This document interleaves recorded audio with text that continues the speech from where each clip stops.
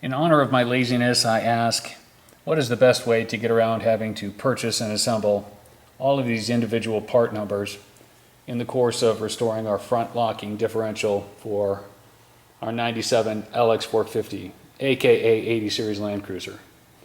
Well, behold the answer. Good morning, everybody. We're going to unbox a brand new OEM Toyota front locking differential for the 1997 LX450 or 80 series Landcruiser. As you can see, I have it on hydraulic lift here because it is very heavy and it is metal. Now, in the interest of full disclosure, this is not going to be an install video. This is going to be it's going to be an unboxing video. There will be a box, and then there will be no box, and there will be a gratuitous look at the hardware, and we'll go over some details. Oh, good grief.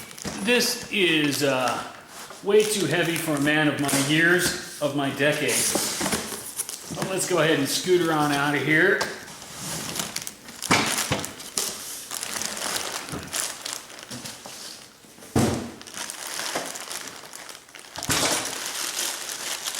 And here it is. I'm just going to flip this light on because the picture looks a little bit dark.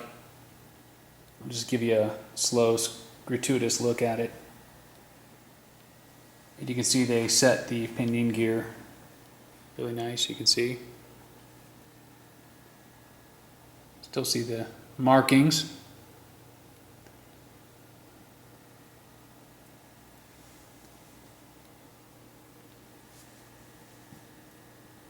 And this will be interesting if you've never taken your front differential or locking differential apart. You can get a good look at what you're in for if you do. And bear with me, I'm holding the light in the left hand just because the picture was a little too dark. And I wanted you to have a pretty good look at this.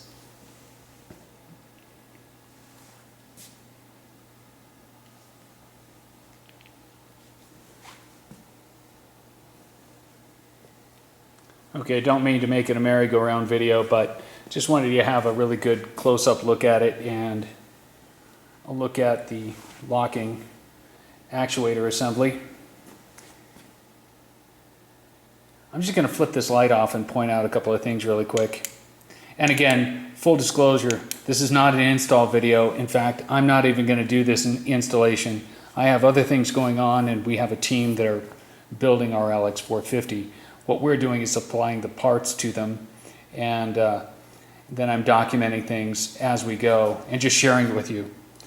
So this is the locking fork and the sleeve, and if you can get a look back in here, you can see the gear on the actuator right here, and then there's a split pin that holds this fork to a shaft on the inside. And I'll take you back over to the table and show you that this was one of the main motivators. We wanted to save our assembler and our technician a lot of hassle in rebuilding and reconditioning our existing third member. And a lot of that has to do with the complexity of the locking actuator system. All right, so now that you had a look at that, let me just take you over to the parts table and show you what I mean. There are an awful lot of parts. If you're going to build one, if you're going to build one up from parts that you got from a scrapyard or whatever, I mean, you're going to need your actuator, maybe some hardware. There are a couple of these plugs that are involved. There's the shaft.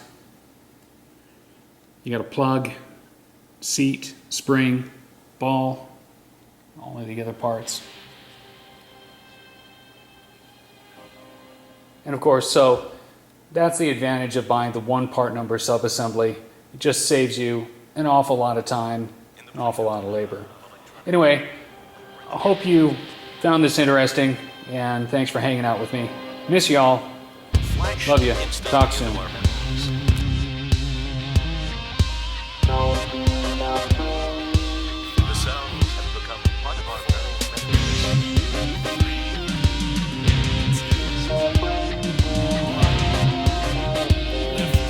Memories. Cheers.